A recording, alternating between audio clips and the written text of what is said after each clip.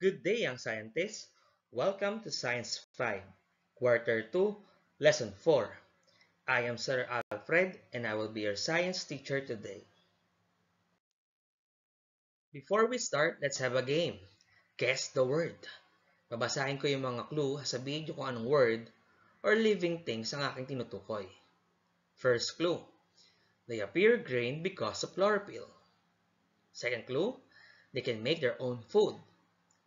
Tinatawag din silang producers or autotrophs. Ano kaya ito?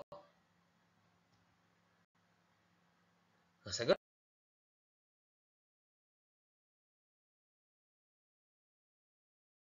ay plants. Ang mga plants po ay green because of chlorophyll at sila po ay autotrophs because kaya nilang gumawa ng sarili nilang pagkain. Okay, so as a review, let us identify the parts of a plant.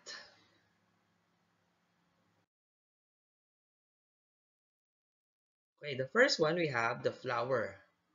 The second structure, we have the leaf. Third, we have the fruit. Next, we have the stem. And lastly, ano tawag dito? We have roots or root. Tama ba lahat ang naisip nyo? Great! Ang tanong, which part is the reproductive organ? Ano kaya ito? Leaves, roots, stem, fruit, or flower? The answer is flowers. Ang flowers po ang reproductive organs ng mga plants. So ngayon, pag-aaralan natin ano-ano ba ang mga parts or organs ng flower. So lesson 4 is about the reproductive parts of plants, specifically the flowers. Again, I am Sir Alfred, and I will help you to discuss the reproductive structure or parts of a flower. What are the lesson objectives? First, identify the reproductive parts of plants. Number 2, describe each part of plant's reproductive system. And number 3, explain the function of reproductive parts of plants.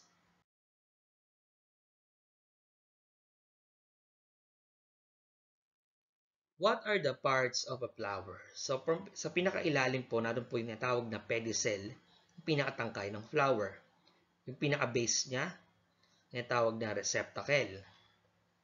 And then, yung parang dalawang mga dahon na maliliit, ang tawag din ay sepal. Yung makukuring na bahagi, o yung obvious na bahagi, we have the petal. And then, meron po tayong natawag na male and female organ. Sa male organ po, natin po tinatawag natin na stamen.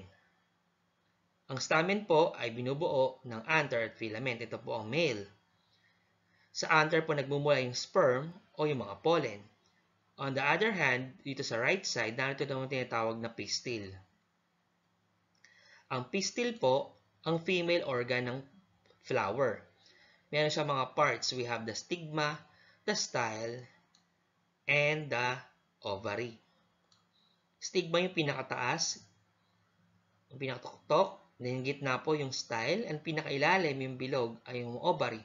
Sa loob ng ovary, naroon po yung mga ovules na nagkataglay ng egg cell. So, ito po bumubuo sa parts ng flower. Again, we have the stamen as the male organ, the pistil as the female organ, and then we have the petal, sepal,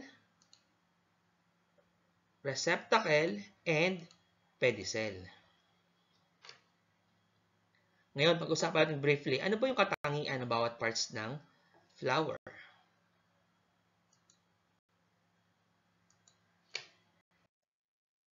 We have the pedicel.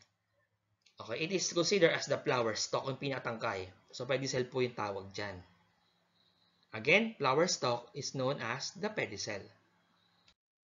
Next, we have the receptacle, an enlarged upper end of the flower stalk which bears flower. So, yung pinaka And large end po ng pinaka-stalk ng tangkay, ang tawag po dun ay receptacle. Siya, nandun po yung flower. Siya po ay nag-hold or humahawak sa mismong flower. It bears the flower. Again, it is the receptacle, yung pinaka-base ng flower.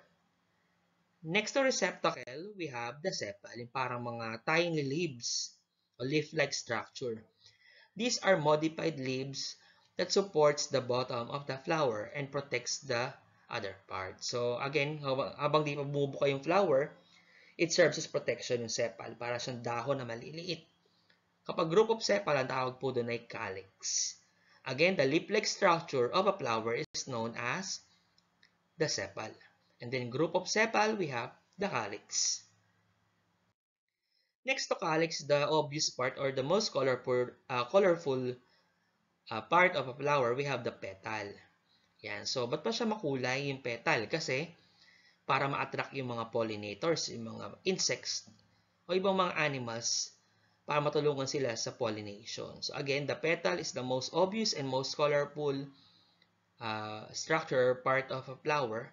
So, yung group of petals or whorl of petals, ang tawag po dun ay corolla.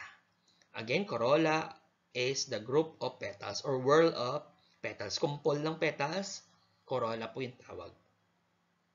Next, we have the anther. Anther consists of two lobes that contain pollen sacs. So, meron pong mga pollen sacs sa anther na gumagawa po ng mga pollen grains. Yung pollen grains po, yun po yung sperm ng plants. So, para din mga tao at hayop, meron din pong sperm yung mga plants. Yung mga sexual plants, they have the male structure, yun nga yung anther, na gumagawa ng sperm sa loob ng pollen. Yon. Next, the filament holds the anther in a position tall enough to release the pollen. So, yung pinaka-stalk po ng anther o pinakatangkay ng anther, ang tawag po siya na filament. Yan. Next, pag magkasama po yung anther filament, ito po yung tinatawag na stamen. Again, stamen is the male organ, which consists of the anther and the filament. Next, we have the stigma. Sa center po ng flower, na doon po yung pinakamataas na stalk, sa dulong-dulo po nun, ang tawag po dun sa pinakaibabaw ay stigma. The swollen structure at the end of the style. It receives the pollen grain. So, pag humahangin o may mga insekto, sticky po yung stigma, malagkit siya. Sa kanya didikit yung mga pollen para makapture yung pollen mula sa anther para magkaroon ng pollination. Yun po yung fertilization sa plants, itinatawag na pollination. So again, para ma-capture yung pollen o yung sperm, dumidikit po ito sa stigma na nasa tuktok po ng flower. Next to stigma, we have the style, a stalk that connects the stigma to the ovary. It is tall enough to trap pollen grains. So, mataas po yung style at nasa tuktok niya nga yung stigma. So, pagka natrap na yung pollen grains sa stigma, mag-travel ito sa style papunta dun sa ovary. Again, the style connects the stigma and the ovary. Lastly, we have the ovary. The ovary is located at the base of the flower. It contains the eggs which reside in the ovule. So, nasa loob po ng ovary yung mga eggs. No, naka-enclose ito sa mga ovules. So, minsan may mga flower na maraming ovules at marami rin silang eggs. So, ibig sabihin, marami magiging baby plant. Again, the ovary in the flower contains the eggs which resides in the ovules. Then, sa loob po ng ovary, naroon po yung ovum o yung egg cell. It is the female gamete or egg cell. Nasa loob po ng mga ovules.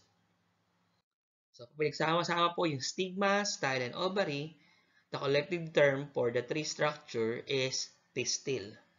It is the female organ of the flower.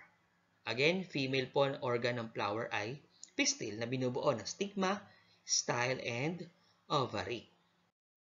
Now, alamin natin kung may natutunan sa ating pinag-usapan. Let's answer this test yourself. Let's answer the guide questions that we have a while ago. Number 1.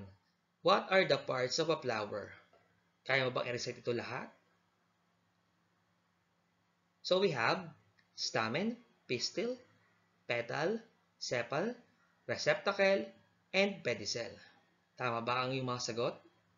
Number 2. Which structure is considered as the male organ? Kung naisip mo ay stamen, tama ka. Next, which structure is considered as the female organ? Kung ang sagot mo ay pistil, you are correct. Next, what is the term used for plant sperm and plant eggs? Ano kaya ito? So, ang sperm ay pollen, and then ovules naman sa eggs. Tama ba lahat ang iyong sagot? Mahusay! Now, let's label the parts of a flower. Ating pangalanan ang mga parts ng flower. Ano kaya ang number 1? Kung ang sagot mo ay pedicel, tama ka. Ano naman ang number 2? Kung ang sagot mo ay receptacle, tama ka rin. Ano naman ang number 3? Sepal, tama ka rin. Ano naman ang number 4? Petal, tama. Ano naman ang number 5? Anther, ano naman ang number 6? Great. Filament, ano kaya ang 7? Pinagsama itong 5 at 6. The answer is stamen. Ano naman ang number 8? Tama, stigma. Ano naman ang number 9? Style, tama ka uli. Ano naman ang number 10? Great, we have ovary. Ano kaya ang 11? Tama, obvious. Kapag pinagsama-sama yung 8, 9, 10, and 11, ano ang tawag dito? We have pistil. It is the female organ. Let's answer this one. Directions.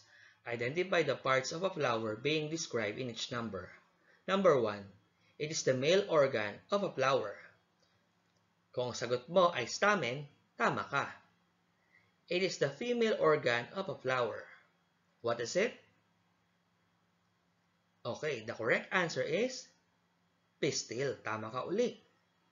Found at the base of a flower which contains the ovules.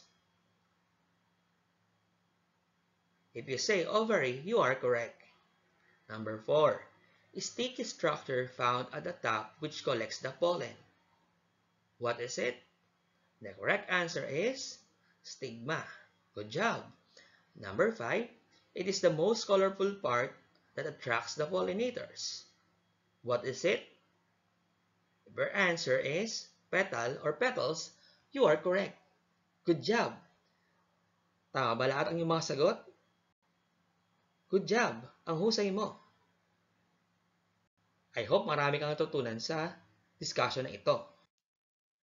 I hope you learned a lot today.